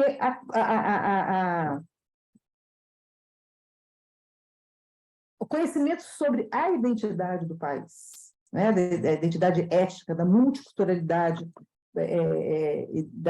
do caráter multiétnico do nosso país, não pode prescindir do estudo aprofundado, rigoroso da cultura afro-brasileira, como também, né, da cultura indígena. Mas, lamentavelmente, lamentavelmente, e aí até uma pergunta que eu vou te fazer, não sei se você sabe, né, uma questão só para saber se você tem notícias a respeito. Com a chegada ao poder, né, do governo Bolsonaro, a primeira providência foi refluir, extinguir, né, os avanços que aconteceram com a extinção da CECADI, né? Sim. Uma notícia a respeito de como que isso está, como é que se pensa retomar a Secretaria de Diversidade, enfim. Não tenho, é uma curiosidade, inclusive, e nós tivemos muita expectativa de que a própria Nilma voltasse, né, para compor algum ministério nessa linha, mas, por enquanto, não temos nenhuma... Chegou-se, inclusive, a cogitá-la como ministra, né? Exato, exatamente. Então... Mas você não tem nenhum conhecimento?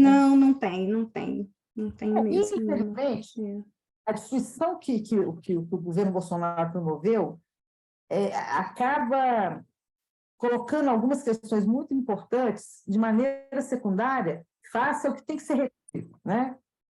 Até na própria estrutura ministerial, né? Mas, assim, um ministério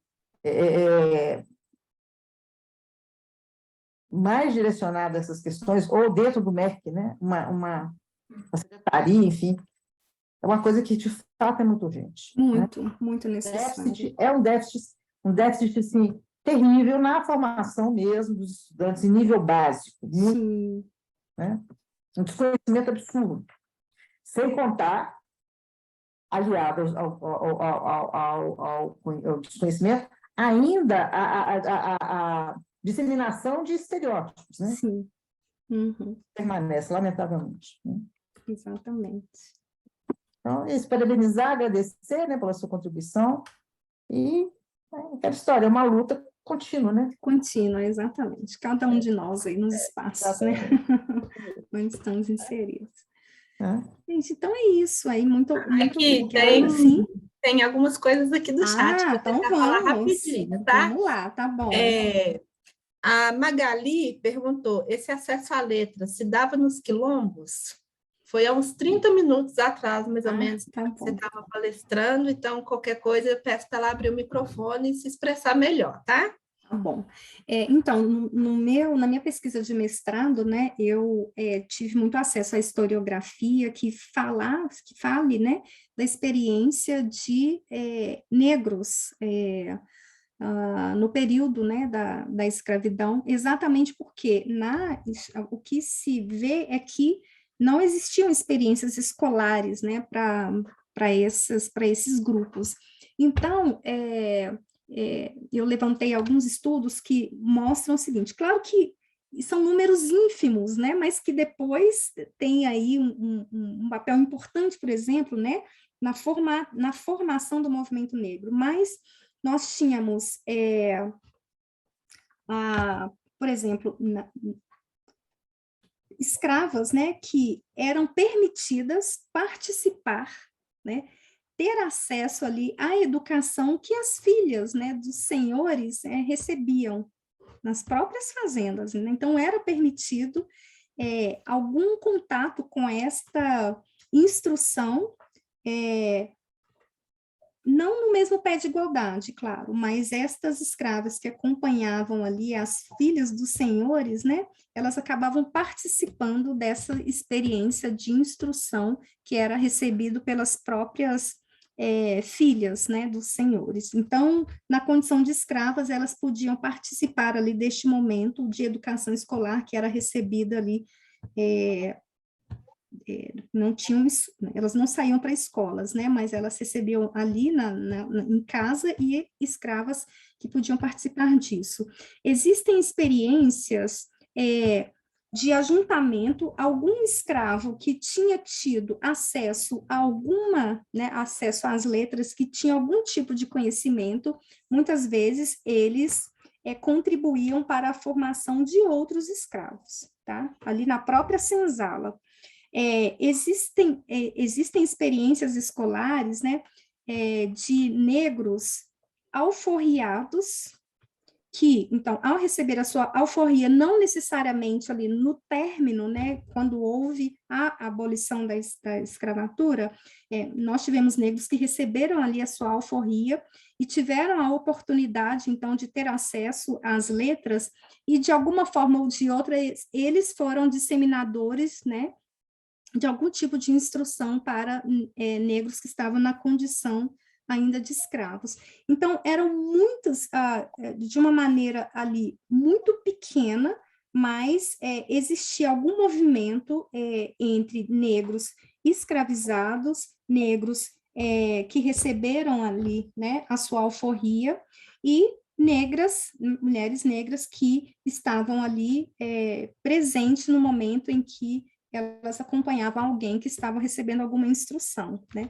Então, dessa forma que nós vamos encontrar na historiografia experiências de escolarização para escravos, na época em que a presença de negros nos bancos escolares era impossível, né, ou era praticamente inexistente. A gente vai encontrar também ali alguma presença de uma ou outra pessoa negra que estava ali presente. Mas o movimento negro é que foi criando ali algumas instituições, algumas organizações para ensinar as primeiras letras para aqueles negros ex-escravos, né, que ao ao saírem aí, né, em busca de participar da Constituição da Nação Brasileira, o movimento negro foi articulando pequenos espaços ali de ensino, né, para instruir a população negra para que ela pudesse, através da educação, reivindicar seus direitos e conseguir algum acesso à sociedade, né, como as pessoas as pessoas brancas, assim, de certa forma. Então, basicamente, é isso que eu consegui localizar na historiografia. E aqui... Ela até completa aqui, né? Ela fala, mas são todos iguais, não podemos conhecer apenas a história dos colonizadores. As línguas dos povos originais, dos povos negros escravizados, deveriam ser ensinadas nas escolas. Não faz sentido saber francês e inglês, sem saber o tupi-guarani e outras línguas aí. Isso é... né, a opinião dela aí. Sim, sim. Essa é uma questão, eu nem tenho para falar a verdade, né, gente? Como eu não sou do campo da educação, então eu nem entro assim, nessas discussões em termos de composição curricular, né? Mas, por exemplo, o próprio espanhol, hoje nas nossas escolas, eu posso estar falando besteira, eu vou falar muito do senso comum, porque, né, de fato, eu não sou professora, né, eu sou psicóloga, mas o próprio espanhol hoje, ele acaba tendo uma força muito menor nas nossas escolas do que o próprio inglês, né, e nós somos latinos, né, então é um negócio, assim, um pouco complicado, né, quando a gente vai entender essa questão do que é valorizado hoje no nosso currículo, né, e por que se privilegia uma coisa em detrimento de outra, assim. Então, é isso. Talvez se a professora Sabina conseguir falar melhor sobre isso, porque eu realmente não consigo nem criticar muito, mas tenho uma opinião formada sobre essas questões, né? Não, eu vou só dar continuidade aqui, nós temos que encerrar nos próximos 10 minutos. Gisele, Nivaldo, a Kátia, Jennifer estão, né, agradecendo, falando que aprenderam bastante, Adriana, Lorena, Jéssica, Renata Silva, tá? Marcos, a Thaisane, né, ela falou aqui essa questão sobre relações étnico-raciais na formação docente, né, um tema muito bom de ser abordado, tá? A Silmara, né, perguntou aqui, quando você diz educação em sentido amplo, refere-se à diversidade, por exemplo? Parabéns pelo conteúdo, né? Heloísa, Jennifer, né? A Jennifer, professora Sabine, falou assim que toda vez que você fala, ela descobre uma palavra nova. A Antônia, que é colega lá do Disciplina Isolada, dando parabéns, né? Questão de um tema importante, né? A Patrícia também, a Simone falando sobre as contribuições riquíssimas, né? A Carmen falando que estudou na Fundação Helena Antipoff, né? E formou em Normal Superior em 2006. Carmen Pongelucci, isso? Isso. Eu não esqueci, quando eu vi o nome dela, Aqui, né? lembrei que foi. Deixa eu só fazer uma questão, só chamar atenção para uma questão. Pode, só confirmando aqui, no mais foram mais agradecimentos mesmo, tá, Fernanda? Eu só quero chamar a atenção, a Thaís, se eu não me engano, né, que chamou a atenção de que é importante, né, o estudo disso na formação docente. Quando nós estávamos reformulando o nosso curso era de 1 ano, aí veio a diretriz de 2015, a gente pôde ampliar a nossa carga horária. Eu fui uma das que defendi e conseguimos, né? Assim, eu defendi isso e a gente conseguiu ampliar a carga horária da disciplina, porque no Cefet, a Silvani trabalha, né, a disciplina como uma disciplina optativa de todos os cursos, com uma carga de 30 horas. Eu acho isso muito pouco. E aí eu defendi e o grupo de professores que faziam parte da elaboração do novo projeto acatou, E nós temos 60 horas, né, no nosso curso de formação docente, dedicados às relações étnico-raciais, porque 30 horas é muito pouco. 60 também, né, não vai dar para resolver o problema. Pelo menos, assim, a gente tem que ampliar essa discussão, né, e ela é absolutamente necessária na formação docente, né? Então, é isso. Acho que a Silmara, ela falou sobre educação, né? Quando eu falei educação no sentido amplo, porque o movimento negro, Silmara, ele não via a educação apenas...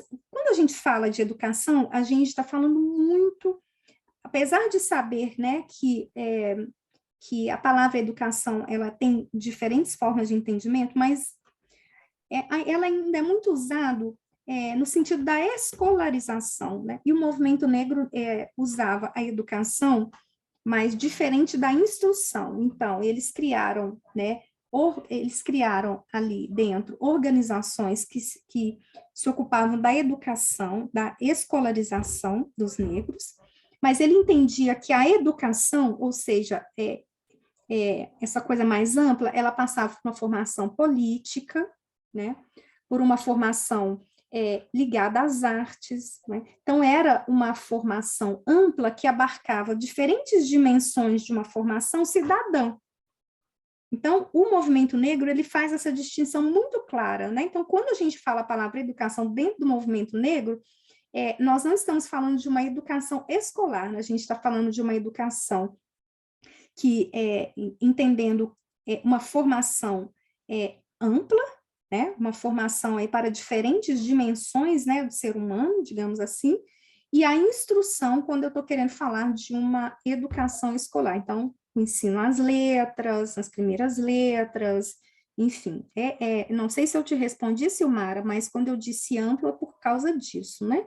Inclusive aulas de formação política, porque eles entendiam que eles precisavam ser um movimento organizado para conseguir avanços para a população negra que estava, né, que num determinado tempo histórico esteve totalmente apartada aí do desenvolvimento do Brasil enquanto nação. Então, esta educação considerando aí essa necessidade de se formar em diferentes frentes, né? É isso. Ok, obrigada. Aqui, pessoal, gostaria de pedir vocês para abrir a câmera para a gente fazer nossa fotinho e só colocar aí, vocês estão vendo o compartilhamento que eu fiz? Né? Ok, obrigada. Tá? Nosso curso geralmente é quinzenal, mas devido à palestrante, ela só pode na próxima sexta-feira, né? Então, estamos aqui hoje, na próxima sexta-feira estaremos juntas, tá? Com a Camila, né, sobre o terceiro encontro, o assunto será escolhas acadêmicas e profissionais de mulheres na educação profissional. Então, conto com todos vocês novamente, né? Deixa eu tentar parar de compartilhar aqui.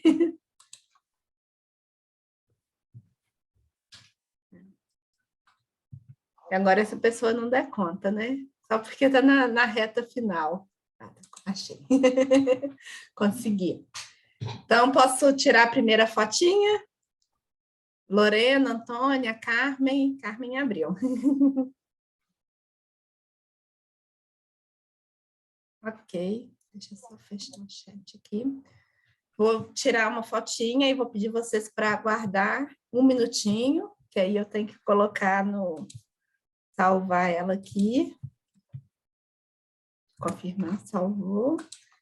E para a segunda turma aqui, que está grande. Deixa eu confirmar se salvou. Salvou também. Tá?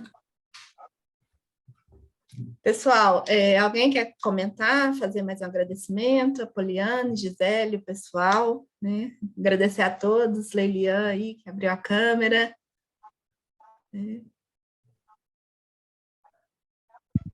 Tem uma pessoa... Boa noite a todos e a todas.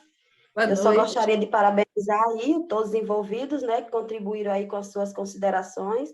Acredito que foi de grande valia para todos nós aqui presentes na formação e esperamos aí os próximos dias, né, de aprendizado. Está sendo muito importante para nós aprender cada vez mais com vocês. Ok. E para aqueles que perderam, tá? Segunda-feira de manhã eu divulgo no Forquap, aí eu já coloco no canal do YouTube e pode assistir a palestra por lá, tá bom? Muito obrigada a todos, boa noite, bom final de semana, um excelente feriado. Boa noite. Fernanda. Imagina, eu que Tchau. agradeço. Tchau, Boa tchau. noite, obrigada. Tchau. Boa noite, obrigada. Boa Bom noite. final de semana e feriado para todos. Obrigada, tchau, Você tchau. também, Kelly. Tchau, tchau. Tchau. Tchau.